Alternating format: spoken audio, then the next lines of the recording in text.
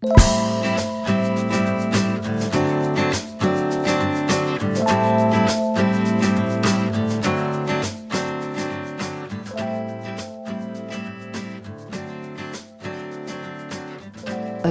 era una disciplina, s'havia convertit en una disciplina basada en valors associats a la masculinitat. Per exemple, el racionalisme, ja he parlat del racionalisme econòmic,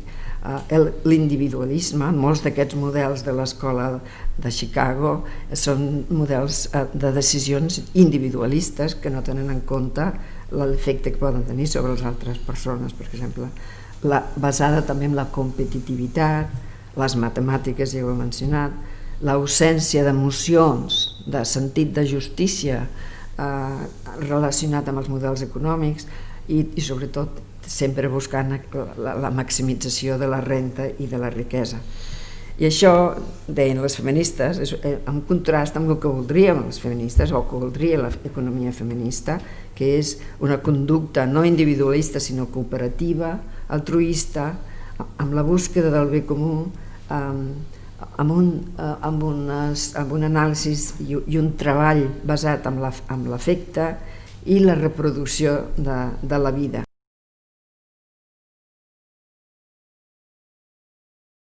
És el concepte de, en anglès es diu provisioning, o sigui, aprovisionamiento social, he escrit jo, que seria, si la idea és fer una economia que sigui,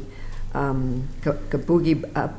aprovisionar a tothom, a totes les persones dintre d'una igualtat que no es aconsegueix a través del mercat, això seria la idea que podria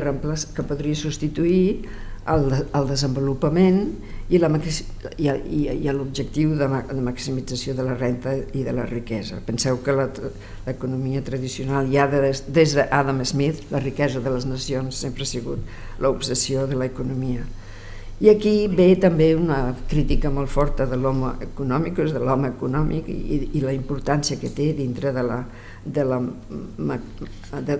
l'economia. Sobretot aquesta part de crítica de l'economia feminista fa un fort èmfasis amb l'efecte, en lloc de decisions individualistes, amb l'efecte que aquestes decisions tenen sobre altres persones, sobre comunitats, sobre països, sobre el medi ambient, sobretot ara això és molt important. O sigui,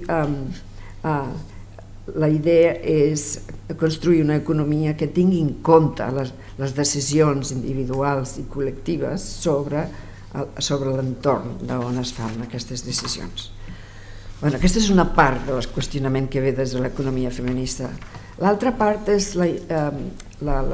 importància que se li dona a l'anàlisi del treball domèstic. Ja des dels anys 70, quan hi va haver el dit debat sobre el treball domèstic, que es va fer sobretot a Europa, però també es va estendre a altres llocs, ens vam donar compte de la importància del treball domèstic per entendre moltes coses, incloent el treball d'homes i dones i de la divisió sexual del treball, i sobretot veure com això té una influència tan gran sobre la participació de les dones al mercat de treball, etc. Totes aquestes influències que provenen ja del centre de la desigualtat de gènere, que és l'economia domèstica. I després, sobretot a partir dels anys 80, hi va haver un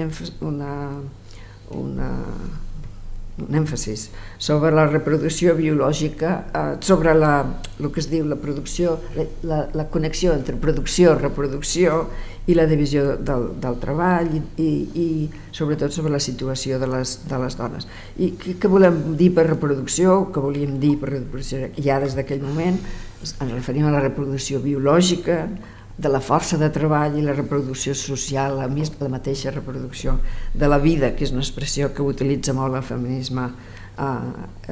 espanyol, l'economia feminista espanyola. I després també, a partir dels anys 80, el centre ha sigut tot el concepte de la cura